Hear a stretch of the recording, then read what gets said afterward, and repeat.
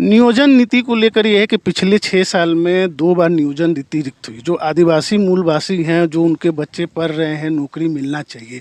उन लोगों का कहना है कि एक झुनझुना थमा दिया जा रहा है और लड़के जो है वो बेरोजगार। बजट जितने का रहता है उतना खर्च करना हमेशा जब से झारखंड बना है ये नहीं हो पाता। इसके लिए क्या कर रहे हैं? ओल्ड पेंशन स्कीम लागू किया, चुनाव का आपका एक पॉपुलिस्ट मेजर है। आप फाइनेंशियल कंडीशन को हेल्थ में ध्यान में नहीं रख रहे हैं और चूंकि ये आपकी अभी की सरकार को नहीं देना है, इसलिए आप इस तरह के निर्णय ले रहे हैं। यह बात कि झारखंड बना था यहाँ के आदिवासी मूलवासियों के लिए, लेकिन जो आदिवासियों का विकास होना चाहिए था वो झारखंड में 22 साल में भी अभी तक नहीं हो पाया। देसी हैं संथाल परगना में कहीं न कहीं वो आदिवासी की लड़कियों से शादी कर कर ज़मीन हड़प रहे हैं। इस तरह का आईबी का भी कुछ रिपोर्ट पिछली सरकार में था।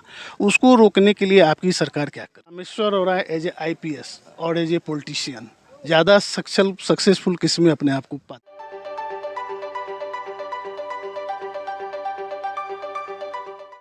नमस्कार, मैं नित्यानंद शुक्ला, रिपोर्टर पोस्ट से। आज हमारे साथ हैं झारखंड के वित्त मंत्री श्री रामेश्वर ओरांव जी। रामेश्वर ओरांव जी पहले आईपीएस की पारी खेले, अब पॉलिटिकल पारी खेल रहे हैं। आज शख्सियत में हमारे साथ हैं मंत्री जी और इनसे कुछ पॉलिटिकल, कुछ अनछुए उन पहलुओं पर भी बात करेंगे। सर, आपका रिपोर्टर पोस्ट में बहुत बहुत स्वागत है। अभी राज्य सरकार का फिनेंशियल कंडीशन कैसा लग रहा है? देखिए, पहले की तुलना में अच्छा है। कोरोना का प्रभाव तो कोरोना के पहले भी जो स्थिति थी, जब हम कहते थे खजाना खाली है, तो ये मुहावरा नहीं बोलते थे, सच्चाई यही थी। लेकिन उसके बाद से हम लोग मेहनत करके विभिन्न विभागों ने कलेक्शन ज़्यादा किया और इसीलिए हम पिछले साल अगर देखिएगा तो बजट का आकार बढ़ाने में हम सफल हुए। बजट जितने का रहता है उतना खर्च करना हमेशा जब से झारखंड बना है ये नहीं हो पाता। इसके लिए क्या कर रहे हैं? देखिए, ऐसा है कि बजट का पूरा पैसा खर्च कोई सरकार नहीं कर पाती है। अधिक से अधिक 90-91% जैसे दक्षिण के राज्य हैं वो 91-92% कर देती है, फिर भी उनका 8% बचा ही रहता है, 8-9% बचा रहता है। तो सरकार मशीनरी है, मशीनरी में एक जैसा होता नहीं है, कमी होती है उसमें, तो पूरा पैसा खर्चा नहीं। ऐसा नहीं है कि 100 रुपये है बजट बना तो 100 रुपये खर्चा ही हो जाए, इस तरह का की संभावना बहुत कम होती है। फिर भी देखा जाता है कि अधिक से अधिक कितना खर्च पाए। जैसे पिछले साल हम लोग खर्च किए थे करीब 85-86% है ना बजट का। इस साल उसे आगे बढ़ेंगे, यही टारगेट है हमारा, उद्देश्य है कि इस साल आगे बढ़ेंगे।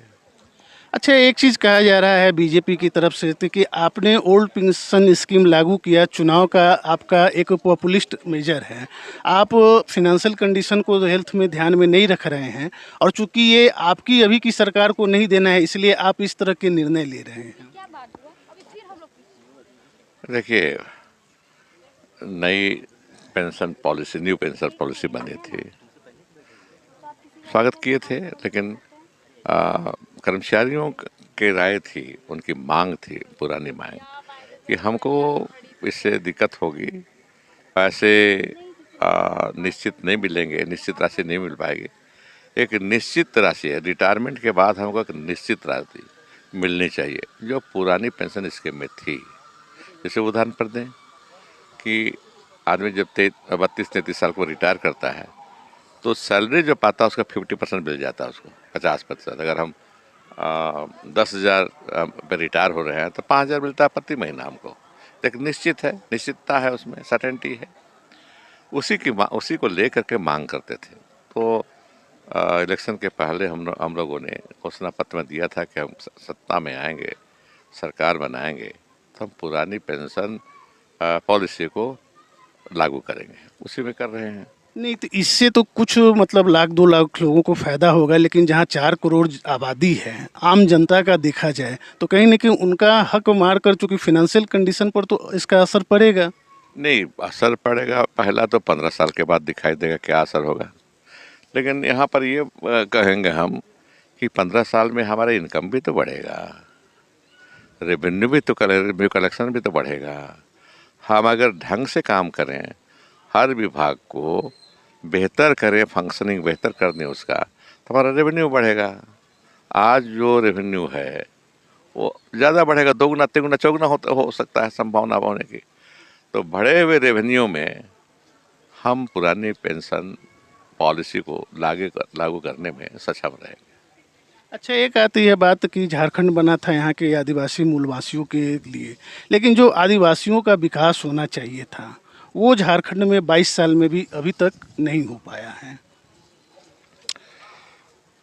लोग यही कहते हैं, आदिवासी मूलवासी भी यही कहते हैं कि बहुत आगे नहीं बढ़े हैं। लेकिन मैं कहता हूँ कि झारखंड बनने के पहले आप देखें रोड की स्थिति क्या थी, आप देखें सिंचाई की स्थिति क्या थी, मांडर इरिगेशन खास करके की स्थिति क्या थी, आप देखें स्कूलों की स्थिति क्या थी, कितनी संख्या में स्कूलें थी, उनके बिल्डिंग किस तरह के थे, आप देखें हॉस्पिटल की संख्या कितनी थी, उनके बिल्डिंग की स्थिति क्या थी, डॉक्टर की स्थिति क्या थी। आप देखें कि ये फूड सिक्योरिटी एक्ट बाद में लागू हुआ 2013 में, पहले कितना मिलता था राशन कार्ड लोगों को, किस श्रेणी के लोगों को, आज कितने को मिल रहा है।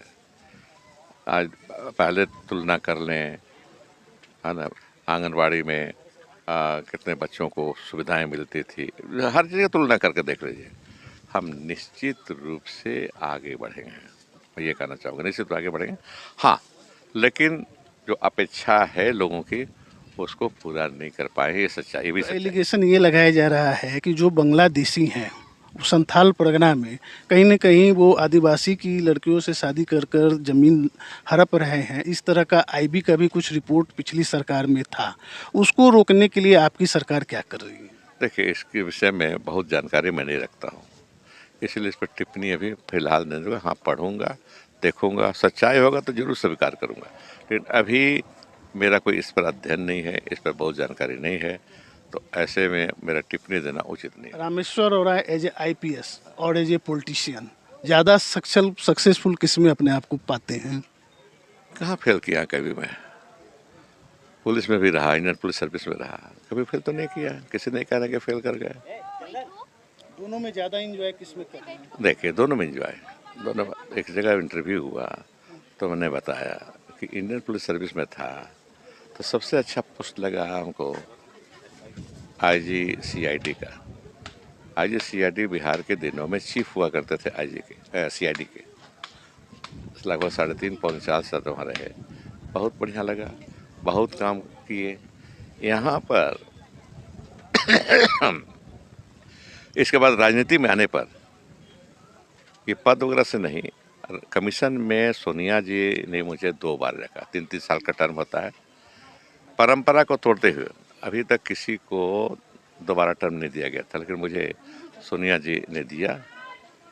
पूरे देश में दौरा किए और अच्छा लगता है पीछे मुड़ के देखने में कि लेकिन 32 जनजातियों को अनुसूचित जनजाति के लिस्ट में शामिल करने के लिए रिकमेंड की, अनुशंसा की भारत सरकार को।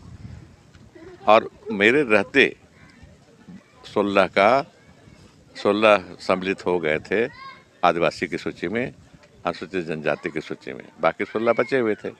वर्तमान सरकार भी काम कर रही है। देखिए, अभी 6 महीना 7 महीना पहले भोक्ता और पुराल लोगों को शामिल किया गया। मेरे टाइम में कमीशन ने इसको रिकमेंड किया था दोनों को, अब शामिल हुए तो वो बहुत अच्छा लगता है, वो सेटिस्फेक्शन उसमें ज़्यादा है। और बाकी राजनीति मंत्री होना, एमएलए होना, सेटिस्फेक्शन तो है, लोगों की सेवा करते हैं, लेकिन ज़्यादा कहीं दिक्कत तो नहीं हुई है।